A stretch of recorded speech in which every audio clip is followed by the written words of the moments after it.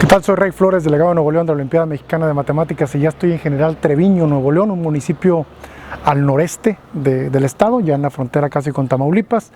Y desde aquí, desde General Treviño, voy a hablar sobre, empezar a platicar sobre geometría proyectiva estrictamente, es decir, sobre propiedades geométricas que podemos usar en el plano proyectivo o estrictamente en la parte proyectiva. Espero que le gusten las escenas aquí en General Treviño y que se aprenda un poquito, porque voy a hablar específicamente de una cosa que va a ser de la razón cruzada, aunque en los siguientes videos espero platicar de algunas otras propiedades, lo que llamaríamos propiedades proyectivas.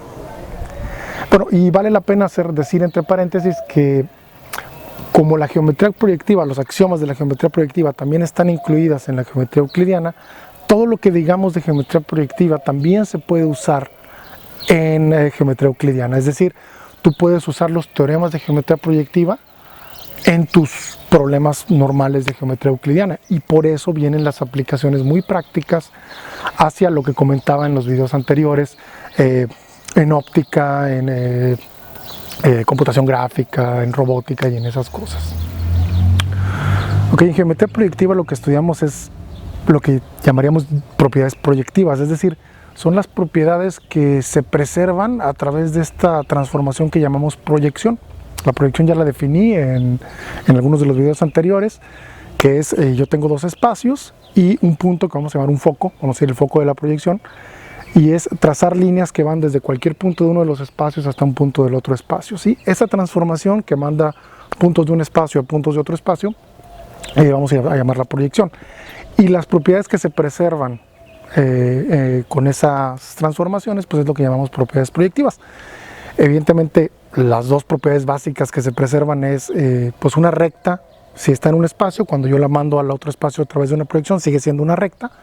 Y si dos rectas se cortan, se siguen cortando en el otro espacio. Y de hecho, de ahí es de donde viene esta idea de que todo lo que se puede hacer con intersecciones de rectas, pues es lo que se preserva, ¿no? Si lees en algunas partes sobre geometría proyectiva, por ejemplo, le llaman también la geometría de la regla, porque todo lo que puedas hacer con una regla se preserva entre los dos espacios. Ahora, ¿qué cosas no se preservan, por ejemplo? Pues, por ejemplo, las distancias, ¿no?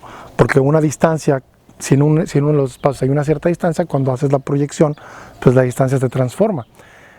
Vale la pena a lo mejor mencionar que el compás, de hecho, esta herramienta que nos ayuda a generar circunferencias, en el fondo lo que está haciendo es ayudarnos a trasladar distancias, porque lo que sucede es que si tenemos una distancia, bueno, un segmento en algún lugar, a través del compás podemos mover esa distancia o esta medida de un lugar a otro.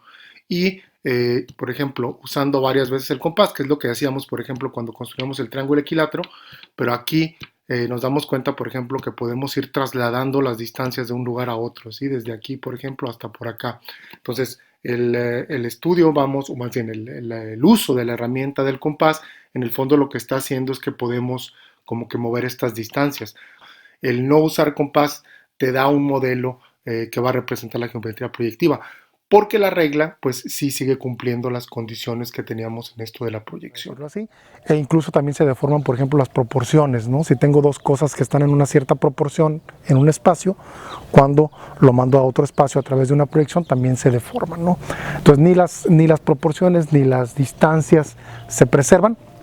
Entonces uno se preguntaría, bueno, ¿y qué cosas sí se preservan, ¿no? Y bueno, esas cosas que se preservan son las que vamos a llamar propiedades proyectivas. La primera propiedad de la que voy a platicar en este video es lo que llamamos la razón cruzada. La razón cruzada se va a definir como un número que va a estar asociado a cuatro puntos que están sobre una recta. Imagínate que los puntos son P, Q, R y S. La razón cruzada va a ser PR entre PS y luego entre QR entre QS. Sí, esa proporción, que no hay que tratar de imaginarnos exactamente qué representa, porque realmente es una proporción de proporciones, eso es lo que vamos a definir como razón cruzada.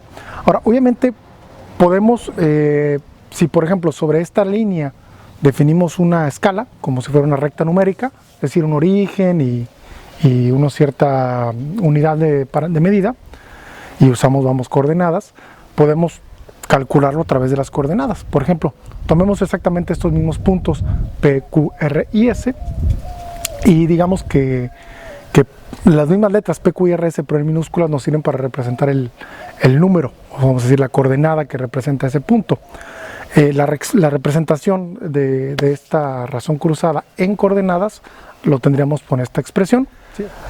Pero si te fijas, vamos esencialmente, para ir de P a la distancia que hay, por ejemplo, desde P hasta R, pues es R menos P, ¿no? Entonces por eso todos van a ser como que R menos P, S menos P, R menos Q, P menos Q o algo así, ¿no?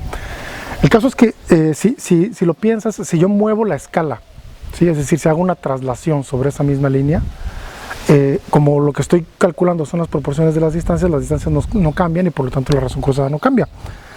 Si hago una homotesia, es decir, si lo aplasto la escala o aumento la escala, que sería como si midiera en metros o en centímetros o en pulgadas, sería como multiplicar por un factor cada una de las distancias y por lo tanto en los cocientes todo se va a cancelar.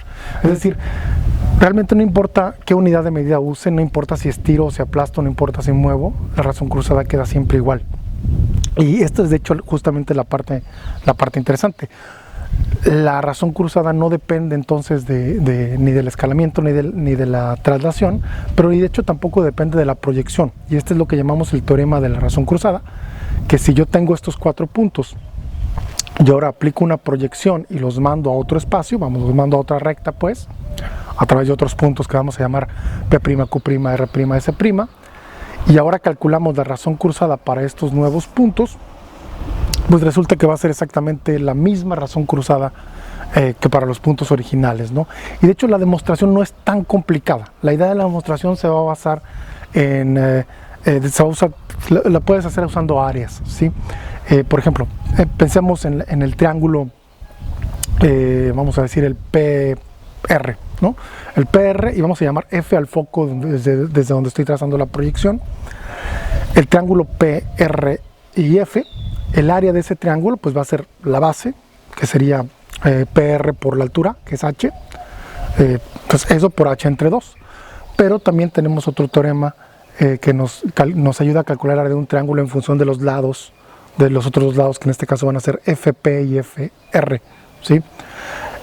El área también puede calcularse como FR, FP por el seno del ángulo que abren esas dos rectas entre 2, ¿sí? Entonces, como esas dos cosas son iguales, yo entonces puedo calcular, en este caso PR, despejándolo de esta expresión en términos de FR, de FP y del seno del ángulo. Si sustituyo eso en la razón cruzada, lo que se van a dar cuenta es que se cancelan y te va a quedar la razón cruzada solamente en términos de los senos de los ángulos, así como lo estoy expresando aquí. Eso significa que la razón cruzada es una propiedad intrínseca de las rectas nada más, es decir, de las rectas que pasan por F. No dependen estrictamente de los puntos. Por lo tanto, si yo lo calculo para alguna otra recta, pues me va a dar exactamente lo mismo, ¿sí? Y entonces lo que resulta es que la razón cruzada es un invariante bajo proyecciones, y de hecho es el primer invariante importante bajo proyecciones. Bueno, ya con esto termino el video aquí desde General Treviño. Espero que hayan aprendido algo sobre esto de la razón cruzada, que haya sido interesante. Vamos a ver un poquito más de cosas sobre geometría proyectiva. También espero que les hayan gustado las escenas. Y bueno, no me queda decir más que lo que siempre digo: la matemática trata de una cosa, y es pensar correctamente.